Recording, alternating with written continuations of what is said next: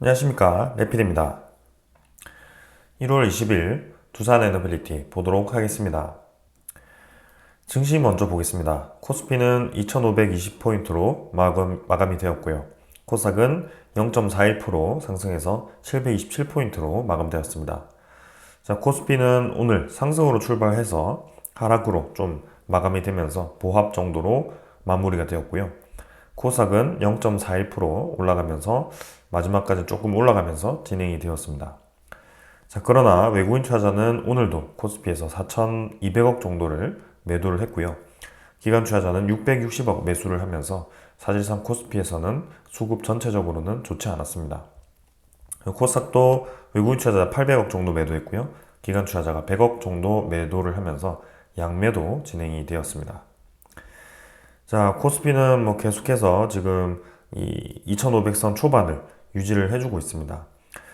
바닥 라인 찍고 좀 올라가주는 그림이지만 뭔가 이 수급적으로는 아직까지 마음에 들지 않는 그런 상황이거든요. 1월 20일이 이제 트럼프 취임식입니다. 우리나라 시간으로는 아직 트럼프 취임식에 도달하지 않았고요. 한국 시간으로는 1월 21일 새벽 시간에 트럼프 취임식이 시작이 됩니다. 그래서 온갖 지표들이 이제 거기에 집중이 되어 있는 상황이고요. 그리고 지금 이제 비트코인 관련 종목들이 상당히 이제 많이 움직이는 모습입니다. 그래서 개인적으로 이번 주는 좀 변동성이 크다라고 저는 생각이 좀 들고 있고요. 트럼프 취임식 이후에 나타나는 이제 일본에 대한 금리 정책을 주목을 해야 된다라고 몇 주째 계속 말씀을 드리고 있습니다. 그리고 우리나라는 다음 주부터는 이제 휴장이죠. 그래서 휴장이 꽤 길기 때문에 그런 변동성에 대해서 우리가 대응을 할 수가 없습니다. 그래서 지금부터라도 좀 그런 증시에 대한 리스크를 좀 준비를 해야 될 것 같고요. 혹여라도 이제 우리가 연휴 동안에 세계 증시가 좀 흔들리게 된다면 좀 한번 큰 낭패를 볼 수도 있기 때문에 그런 움직임들을 주시를 좀 해야 됩니다. 하필 이제 일본 금리가 23일, 24일 딱 우리 설 연휴 전에 일어나는 상황이기 때문에 좀 더 주목을 해야 될 것 같고요. 그래서 천천히 한번 이번 주는 주시를 좀 해보겠습니다. 자, 그래서 이제 코스피 일단 차트는 이렇게 흘러가고 있고 수급적으로 보았을 때 확실히 외국인 투자자가 좀 매도를 하고 있습니다. 1월 16일에 매수했던 부분을 지금 이제 1월 17일, 1월 20일 이틀에 걸쳐서 다시 한번 매도를 다 해버린 상황이고요. 어떻게 보면 최근에는 이제 매도를 반복하고 있지만 여전히 이제 많은 매도 이후에 큰 매수를 하지 않고 있다는 것이 아직까지 보여지고 있습니다. 그래서 지금 이 외국인 투자자에 대한 매도가 이번 주에 이어지는 것인지 단기간의 매도 이후에 다시 한번 매수로 들어오는 것인지를 좀 봐야 될 것 같고요. 만약에 이제 매도를 시작했다라고 한다면 어떤 부분 때문에 또 매도를 시작했는지를 봐야 될 것 같습니다. 특히 일본에 대한 그런 금리 인상을 염두에 두고 미리 이제 코스피에서 이탈하는 것이라면 조금 더 우리가 주의 깊게 이 상황을 살펴봐야 될 것 같습니다. 자, 그리고 기관 투자자는 지금 660억 매수했지만 사실 기관 투자자, 연기금 투자자를 제외하고는 크게 매수를 계속 해주는 수급이 없습니다. 그래서 코스피에서는 여전히 연기금 투자자만 매수를 좀 집중적으로 해주는 모습입니다. 그리고 코스닥도 730포인트로 진행되고 있는데요. 조금씩 올라가는 좋은 그림이 만들어지고는 있지만 이것 또한 지금 이제 최근에 2차전지 관련 종목들이 조금 반등해주면서 이런 상황이 만들어지고 있습니다. 트럼프에 대한 이 발언에 따라서 우리나라 이 2차전지 종목들이 어떻게 진행되는지를 좀 알 수가 있을 것 같고 2차전지에 대한 종목들, 큰 종목들이 움직이느냐에 따라서 이 코스닥 지표도 좀 움직이고 있습니다. 그럼 마찬가지로 코스피처럼 이 일본에 대한 금리 정책, 트럼프에 대한 그런 불확실성에 의해서 증시가 흔들리면 코스닥도 충분히 떨어질 수도 있고요. 특히 이제 수급적으로는 별로 좋지 않은 그런 상황이기 때문에 좀 더 주의 깊게 이 상황을 지켜보도록 하겠습니다. 자, 그래서 양증시는 여전히 지금 불안한 모습이고요. 크게 떨어진 것 대비해서는 기술적 반등이 쉽사리 좀 크게 나오지 않고 있습니다. 그래서 이 우리나라에 대한 금리도 동결을 했음에도 불구하고 여전히 이제 환율은 좀 높은 편인데요. 그래도 최근에 이 높은 구간을 계속 유지한 것 대비해서는 오늘 의미 있게 좀 1,450원대까지 9.5원 정도 하락을 했습니다. 그래서 바닥 라인을 지지를 하면서 또 반등을 하는 듯 했지만 또 이 바닥 라인을 조금 깨면서 그동안의 추세에서 조금 더 환율이 눌러지는 그런 모습이 좀 다행히 나오고 있고요. 아무래도 우리나라 이 기준금리 동결에 대한 영향으로 조금 이제 환율이 약세를 보이는 게 아닌가 그런 생각도 좀 해봅니다. 자, 그러나 이 내려가는 거에는 한계가 있고요. 우리나라에 대한 이 경기 자체가 계속해서 성장률이 예상치가 떨어지고 있습니다. 그래서 점점 이제 이 시간이 지날수록 2025년은 금리에 대한 인하 압박이 나올 수밖에 없고요. 무조건 지금 내려가야 될 수밖에 없는 상황인데 적절하게 환율이 떨어졌다고 한다면 언제든지 이 한국은행은 기준금리를 내릴 겁니다. 그래서 이렇게 쭉 떨어진다고 하더라도 다시 한번 올라갈 가능성이 크고요. 올해는 1,400원 후반대를 계속 유지하지 않을까, 혹은 더 높이 올라갈 수도 있다. 그게 이제 트럼프에 대한 정책에 대한 방향과 미국의 국채 발행에 따라서 이러한 영향들이 크고, 그리고 미국의 인플레이션이 계속 부각이 된다면 고금리가 유지되면서 지금보다 우리의 환율을 더 압박할 가능성이 크다라는 점을 경계를 해야 되는 상황입니다. 일단 지금은 그래도 1450원대까지 떨어져서 다행이라고 생각을 합니다. 해외 증시 같은 경우는 지금 다우 나스닥은 오늘 이제 휴장입니다. 그래서 금요일에 있었던 이 증시는 이제 리뷰를 했었고요. 니케이는 1.1% 정도 반등했고 상해 종합은 0% 정도 보합 수준으로 진행이 되었습니다.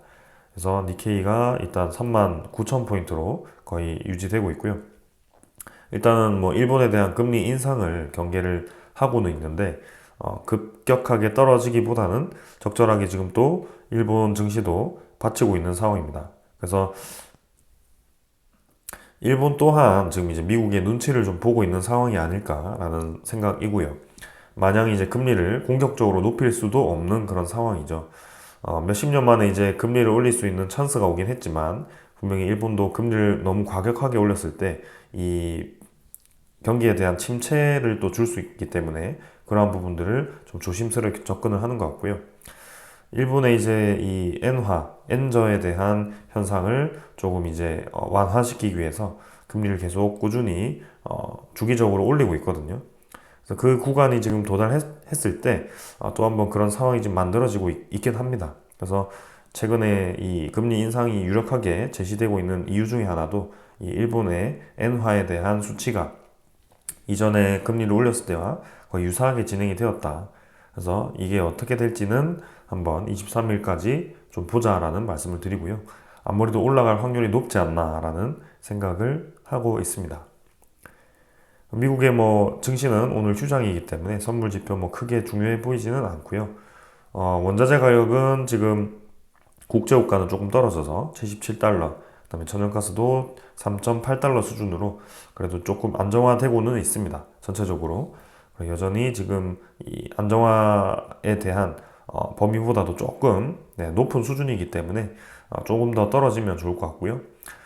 이 원자재 가격이 사실 뭐 지금 개인에 의해서 움직인다라기보다는 국가 간의 그런 전쟁에 의해서 좀 많이 왔다 갔다 하고 있기 때문에 그런 정치적인, 지정학적인 영향들이 좀 많이 영향을 주고 있습니다. 그래서 그러한 부분들을 생각해 보았을 때 지금 언제든지 흔들릴 수 있고요. 이 원자재에 대한 가격 상승이 인플레이션에 또 부정적인 영향을 줄 수 있기 때문에 그것 또한 우리가 주목을 해야 됩니다.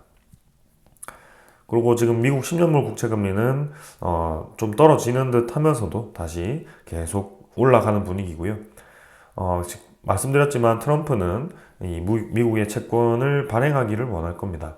결국에는 이 재정을 좀 이제 늘리는 방향으로 하기 위해서는 본인이 추진하고 있는 그런 기업에 대한 세금 혜택을 준다면 다른 곳에서 이제 재정을 끌어와야 되는데 그게 사실 뭐 관세라든지 뭐 그런 게 있겠지만 관세를 한다라고 해서 당하는 입장에서는 계속 그대로 있는 게 아니죠. 그래서 서로 싸울 거기 때문에 결국에는 재정이 부족해질 수 있다.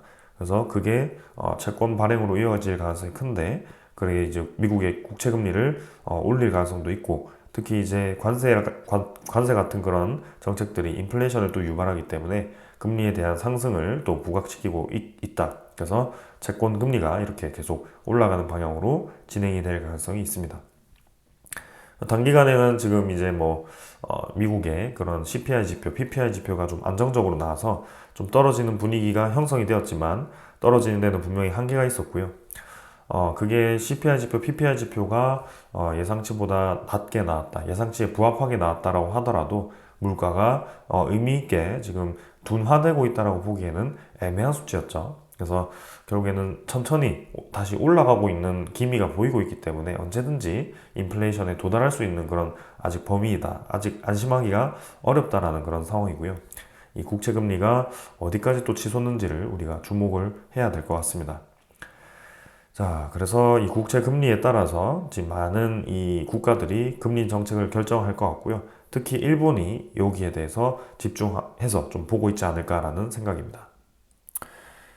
자, 그래서 지금 일본도 금리 인상이 임박했다라는 소식이 계속 간간히 들려오고 있고요. 이달 기준금리를 인상할 것이라는 전망이 우세해지고 있다. 그래서 엔케리 청산 공포가 다시금 확산하고 있는데, 그게 이제 이전에 우리 7월 달에 일본 기준금리 인상으로 인해서 8월 초부터 지금 증시가 크게 떨어진 경험이 있습니다. 그래서 블랙 먼데이가 또다시 나타날 수 있다는 그런 우려감이 있는데, 지금 이제 트럼프 대통령의 당선 이내 그런 취임으로 인해서 정책적 불확실성이 겹치면서 일본 은행의 이런 방향이 상당히 주시가 되고 있다라는 얘기입니다. 그래서 23일, 24일에 트럼프 당선인의 발언과 이후 시장 반응을 지켜본 뒤에 이제 이 판단을 할 것이다라고 얘기가 나오고 있고요. 이미 이제 이 기준금리 정책을 결정하는 정책위원 9명 중 과반은 추가 금리 인상에 찬성을 할 것으로 알려져 있기 때문에 지금 웬만해서는 올리지 않을까. 트럼프가 시장의 유화 정책을 펼침으로써 인플레이션에 대한 압박을 줄이고 금리에 대한 미국의 금리가 떨어질 가능성이 부각이 된다면 일본이 급하게 금리를 올릴 필요는 없겠지만, 또 한 번 이제 인플레이션에 대한 부각을 시킬 수 있는 관세에 대한 언급을 하면서 좀 공격적인 모먼트로 진행을 한다면 아무래도 일본도 나설 수밖에 없을 거다라는 점입니다. 자, 그래서 이번 주는 조금 더 빠르게 움직일 가능성이 크고 우리는 거기에 대해서 집중해서 좀 지켜보도록 하겠습니다. 그래서 설 연휴까지 해서 1월 달은 그렇게 좀 흘려보내고 2월 달부터 새로운 시장이 열렸을 때 이제 본격적으로 대응을 해보면 좋을 것 같습니다. 자, 이 정도로 이제 오늘 증시에 대한 부분들 다 확인했고요. 종목으로 넘어가도록 하겠습니다. 두산에너빌리티 보겠습니다. 150원 상승해서 0.7% 상승했고요. 21,900원으로 마무리가 되었습니다. 자, 오늘 장 초반부터 좀 강하게 진행이 되었었는데요. 좀 아쉽게도 증시 따라서 그냥 같이 눌러지면서 부합 정도로 마무리가 되었습니다. 시간의 거래는 평소처럼 그냥 비슷하게 진행이 되었고 22,100원으로 조금 더 올라서 마감이 되었는데요. 그래도 크게 많이 올랐다라고 보기는 어렵습니다. 일단 중요한 것은 오늘 거래량을 좀 더 실어서 전날보다 거래를 증가시킨 채로 진행이 되었는데 좀 더 밀어붙이면서 거래를 붙였다면 괜찮았겠지만 좀 이제 올렸다가 차익 실현을 하면서 거래를 붙였다는 점에서 조금은 아쉽다라는 느낌이 듭니다. 그래서 22,000원대를 돌파해서 거의 23,000원까지 치고 갔던 부분이기 때문에 좀 많이 아쉽고요. 그래서 이 윗꼬리를 길게 단 이 음봉에 대한 꼬리가 나온 이 부분이 조금은 이 기술적으로 보았을 때는 그리 좋지 않은 그런 상황이다라고 저는 보여집니다. 단기적으로는 좀 더 치고 나갈 만한 그런 상황을 만들었으면 했지만 지금 이제 뭔가 외국인 투자자라든지 이런 특정한 투자자가 이 증시에 대해서 경계감을 가지고 있는 게 아닌가. 그래서 두산 에너빌리티의 상승도 좋긴 하지만 일정 부분 차익 실현을 하면서 좀 대비를 하는 게 아닌가라는 그런 생각도 좀 듭니다. 그래서 분명히 이제 우리가 기대하는 만큼 소식이 좀 나오고 있고 좀 좋은 상황이 이어지고는 있는데요. 이 외국인 투자자에 대한 적극성이 조금은 지금 와서 좀 떨어지지 않나라는 생각입니다. 그래서 말 나온 김에 보면 지금 오늘도 외국인 투자자가 71만 주를 매도를 하면서 주로 이제 증시를 끌어내렸습니다. 기관 투자자가 확실히 최근에는 좀 많은 매수를 해주고 있는데요. 투신이 20만 주 가까이 매수했고요. 연기금 투자자가 18만 주 매수를 하면서 확실히 투신과 연기금 투자자가 최근에는 이 두산 에너빌리티를 주요 매수세로, 매수 세력으로 이렇게 붙어주고 있습니다.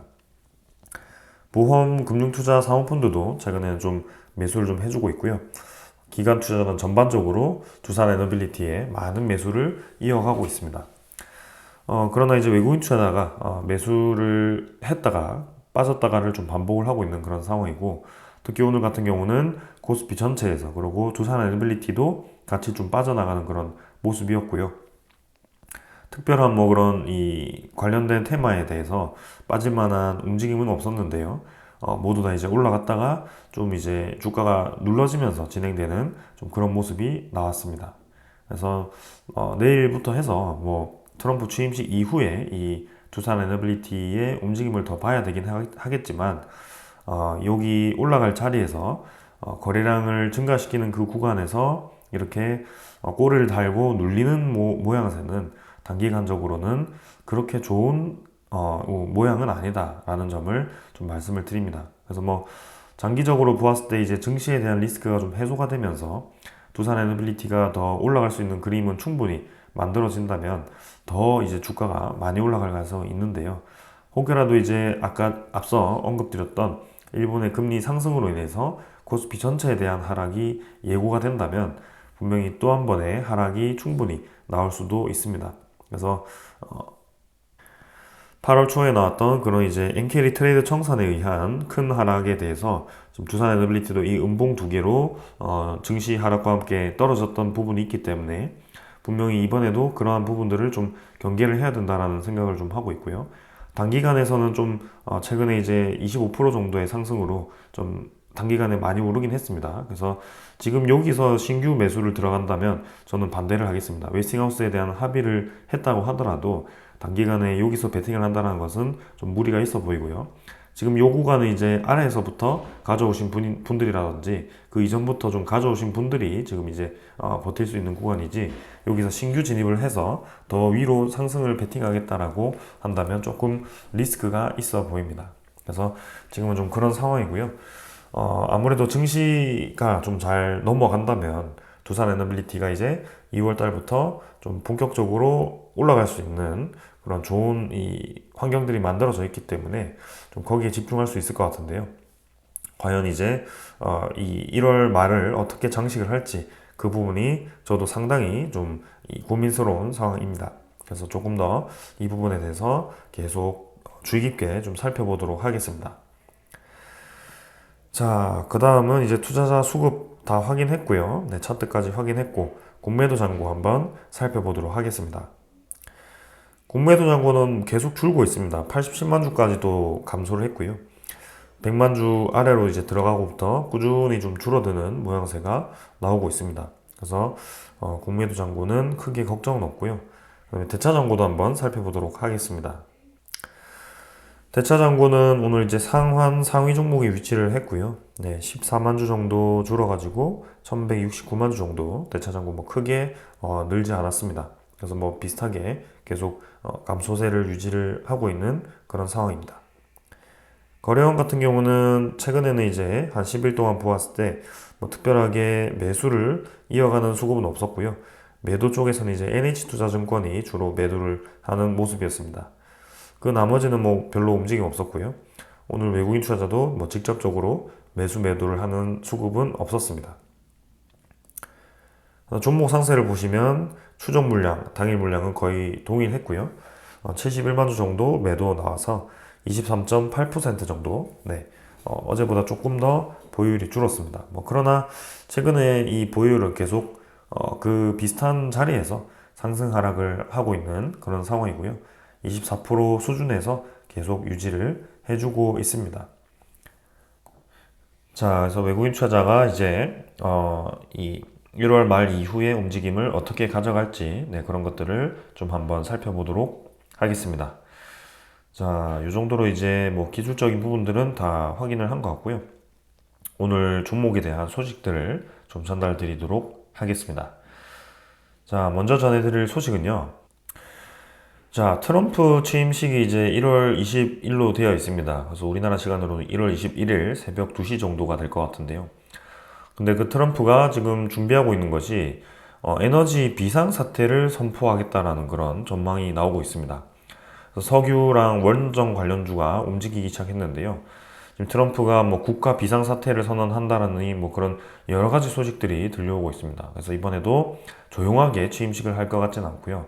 그 본인의 정책과 그다음에 미국의 우선주의를 이끌어 나가기 위해서 유리한 방향으로 뭔가 언급을 하지 않을까.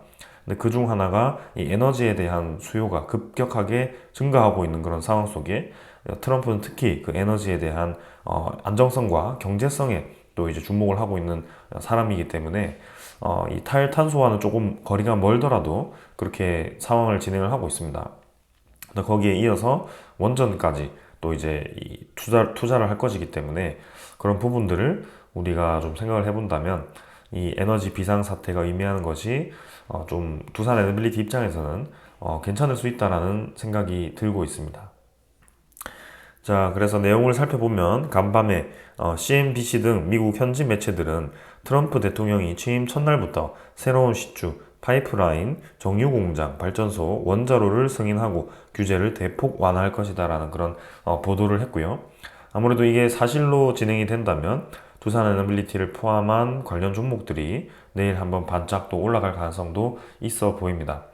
왜냐하면 이제는 미국과 한국은 하나로 이어질 가능성이 크고요. 그 미국과 한국의 이 하나로 이어지는 이 의미가 이제 웨스팅하우스와의 합의와도 같습니다. 그리고 바이든 정부에서 이제 서명을 하긴 했지만 미국과 한국의 그런 원전 수출에 대한 MOU 체결도 했기 때문에 이 트럼프 대통령이 거기에 대해서 또 한 번 언급을 할지가 중요하다라고 제가 말씀을 좀 드렸거든요.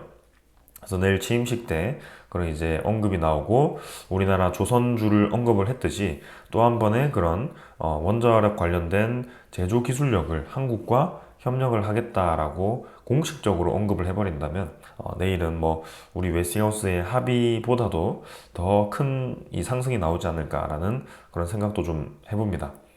그래서 증시를 이겨낼 수 있는 소식들이 충분히 있고요.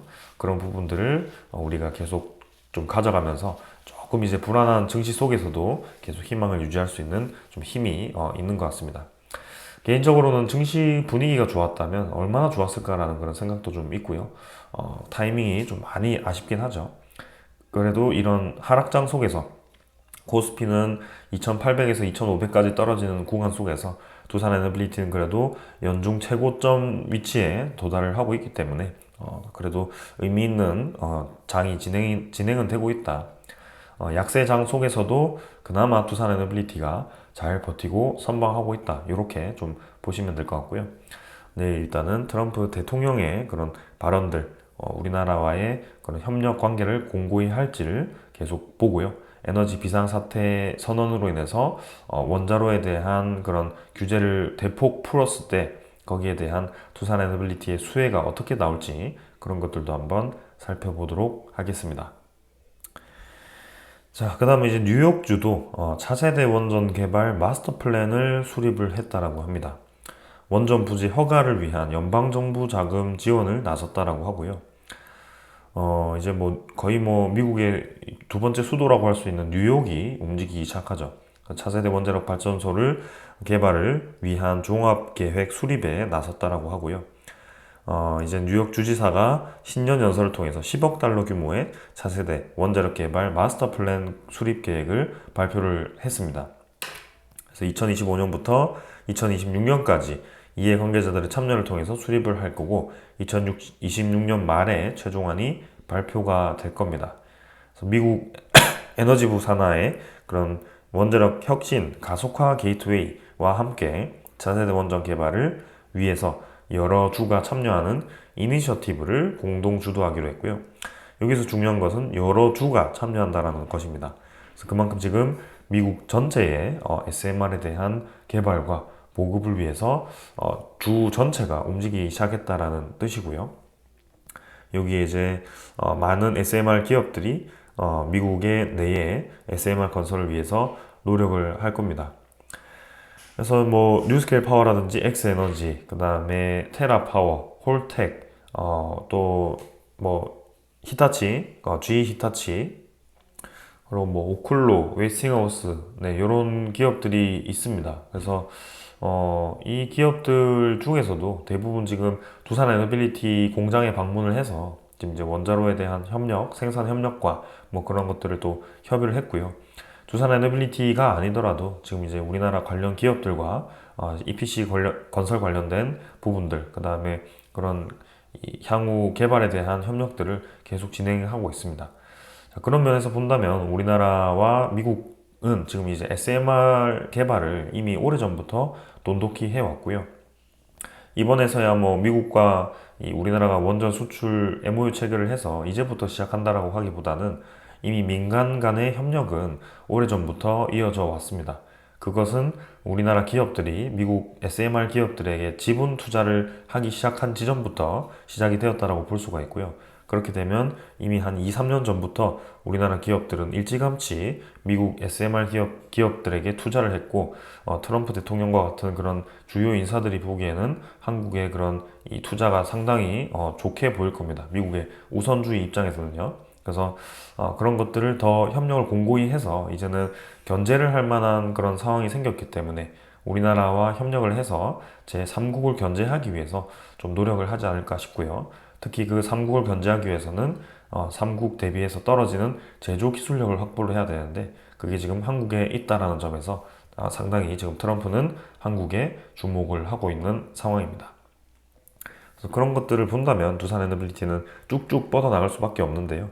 네, 이런 여러 가지 정치 상황들, 여러 가지 그런 이 증시에 대한 리스크들이 조금 이제 그런 것들을 가리고 있긴 합니다. 그러나 그 중에서 이제 어떤 것들이 또 이 뻗어나와서 증시가 눌러질지 혹은 그 증시를 완전히 이겨내고 두산 에너빌리티가 뻗어나갈지는 저도 확신을 할 수가 없습니다. 그러나 지금은 그 균형을 맞춰가면서 계속 이끌어 나갈 수밖에 없고요. 네, 계속 리스크 관리를 말씀드리면서도 이렇게 주가가 올라가고 있기 때문에 좀 이제 괜히 리스크 관리한 거 아니냐라고 생각하시는 분들도 있을 것 같습니다. 그러나 분명히 그런 증시에 대한 리스크는 관리를 하면서 가야 될 것 같고요. 결과론적으로 보았을 때는 지금에서야 한 주도 팔지 않고 꾸준히 이제 들고 왔다면 괜찮았겠지만, 이제 뭐 지금에서야 그럴 수 있겠지만 언제든지 이 상황은 바뀔 수가 있습니다. 그래서 그런 부분들을 좀 우리 이게 이성적으로, 그죠? 좀 이제 객관적으로 바라보는 것이 중요하고요. 그런 리스크에 대해서도 제가 상상으로 말씀드리는 게 아니라 객관적인 데이터에 근간해서 말씀드리고 있기 때문에 좀 여러 가지를 같이 좀 바라보는 시각을 기르셨으면 좋을 것 같습니다. 자, 그래서 지금 뭐 세계의 눈은 트럼프에 가 있고 트럼프로 인해서 미국 내에 있는 원전 붐, 세계 이 원전의 흐름, 특히 그 제조 기술에 있어서 K 원전이 관심을 받을 수밖에 없는 상황은 만들어졌다. 그래서 그게 또 한번 부각이 되는지 지켜보자. 이게 이제 저의 핵심 얘기인 거고요. 자, 그 다음 이제 그 원전 핵심 외에도 두산 에너빌리티 입장에서는 한 가지 더 야심찬 게 있죠. 가스터빈입니다. 요거는 이제 독자 기술로 개발을 성공을 했고요. 지금 이제 우리나라 내부에 있는 가스터빈을 상당히 많이 수주를 해 가고 있습니다. 그래서 이미 그 공기업들, 발전 기관들에서 이 두산 에너빌리티의 가스터빈 기술력을 인정을 받고 있는 것 같고요. 성능 측면에서 외산 대비해서 모자란 게 딱히 없어 보입니다. 그렇기 때문에 그 다음에 그런 물량들을 계속 받아내고 있는 것 같고, 이번에는 수출 공동체를 꾸려가지고 팀 코리아 업무 협약 체결을 예정하고 있다라고 합니다. 이제 국산화를 넘어서 이제 수출을 위해서 노력을 하고 있는 것 같고요. 이제는 뭐 동남아시아 쪽이라든지 중앙아시아 쪽에 좀 본격적으로 그런 이 시장을 진출하기 위한 상황들, 그 다음에 사우디와 같은 그런 중동 쪽에서도 급격하게 LNG 가스터빈을 늘리고 있는 그런 국가들이 있기 때문에 그런 것들을 좀 이제 대규모로 수주했을 때 업무를 어떻게 나눌지를 또 협의를 하는 것 같습니다. 자, 그래서 이제 탄소 중립을 위한 이 LNG 가스터빈 이런 것들을 이제 수출을 협의하고 있고요. 두산 에너빌리티 입장에서는 상당히 지금 이제 원자력 발전만큼이나 또 큰 이 좋은 사업이다라고 볼 수가 있겠습니다. 자, 그래서 전반적으로 지금 뭐 좋은 상황이다라고 계속 말씀을 드리고 있고요. 이 에너지에 대한 상황은 계속 좋게 진행이 되고 있습니다. 자, 그래서 지금 역설적으로 계속 이제 이 독일을 얘기할 수밖에 없는데요. 최근에서야 너도 나도 이제 계속 에너지가 모자라다라고 하고 있는 그런 상황 속에 러시아와 우크라이나 전쟁이 계속 장기화되고 있고 우크라이나가 결국 러시아로부터 오는 가스관을 잠궈버린 그런 상황이고 그렇기 때문에 러시아로부터 의존도가 컸던 독일은 상당히 큰 타격을 받고 있습니다. 그래서 러시아의 그 야당 쪽에서 가스 발전소를 50개 짓겠다라고 이제 그런 얘기를 했고요. 이 가스 발전소에 대해서 갑자기 50개를 짓는 이유는 무엇일까요? 독일 같은 경우는 지금 이제 풍력 발전이라든지 태양광 발전으로 좀 이제 이 신재생에너지에 대한 비중을 급격하게 최근에 늘렸던 국가 중에 하나입니다. 근데 이 풍속 감소로 인해서 10월과 11월 풍력 발전량이 전년도 같은 기간 대비해서 25%나 감소를 했고요.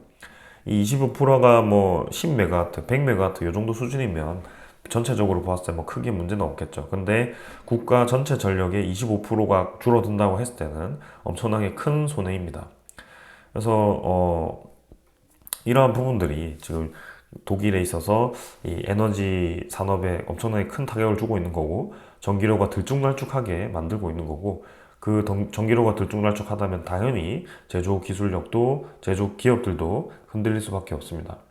그래서 이제 와가지고 기저에너지원으로 사용할 수 있는 가스 발전소를 늘리겠다라고 얘기는 하고 있지만 이 가스를 과연 어디서 구해올 것인가도 상당히 의문이고요. 계속해서 이제 원자력 발전에 대해서 탈원전을 고집하던 독일이 이제는 대안이 없어진 그런 상황 속에 부랴부랴 가스 발전소를 검토를 하고 있는 것과 마찬가지입니다. 그래서 우리나라도 결국에는 우리 야당 쪽에서 롤 모델로 삼고 있던 독일이 지금 이렇게 된 상황이기 때문에 무작정 아리백을 밀고 나가서 될 일이 아니다라는 것을 우리가 알 수 있는 거고요. 교훈적으로. 최종 목적지가 아리백인 것은 맞을 수는 있겠지만 그 목적지까지 도달하는 그 속도가 분명히 속도 완화가 필요할 것이고 그 과정에서 그 속도 조절을 하는 과정에서도 분명히 이제 아리백의 보완을 이 허점을 개발해야 되는 그런 상황도 필요하고 그리고 이것을 메워줄 수 있는 다른 대체 에너지원이 있다면 꼭 R200이 아니더라도 그런 대체 에너지원을 활용해서 무탄소 백을 만들어도 된다. 이렇게 좀 생각을 하고 있습니다. 그래서 우리나라 내부에서는 계속 그거 가지고 아직도 싸우고 있는 그런 상황인데요. 최근에서는 뭐 11차 전력 소급 기본 계획을 이 정부 차원에서 양보를 한다. 뭐 그런 얘기도 있었는데 아직까지도 별다른 소식은 없습니다. 그래서 언제까지 이렇게 이제 밀고 나갈 것인가, 그리고 세계적인 추세가 어떻게 흘러가는 것인가를 아직도 판단을 하지 못한다면 그건 이제는 고집을 넘어서 아집이라고 생각할 수밖에 없고요. 본인들의 이 밀고 왔던 정책들이 뭔가 이 잘못된 방향이 있다면 그것을 올바르게 잡아서 그것들을 인정하는 것도 대인배라고 저는 생각을 합니다. 그래서 위험성은 인정을 하더라도 지금 이제 위험성을 부각시키는 것보다도 최근에서 중요한 것은 우리나라의 어려운 경기들, 그 다음에 기업 경쟁력이 떨어지는 그런 상황 속에 가장 필요한 것이 에너지의 단가, 경쟁력이 아닐까, 그런 경제성이 아닐까라는 생각이고요. 그런 것들을 부각시킬 수 있는 방향으로 우리도 방향을 틀어야 된다.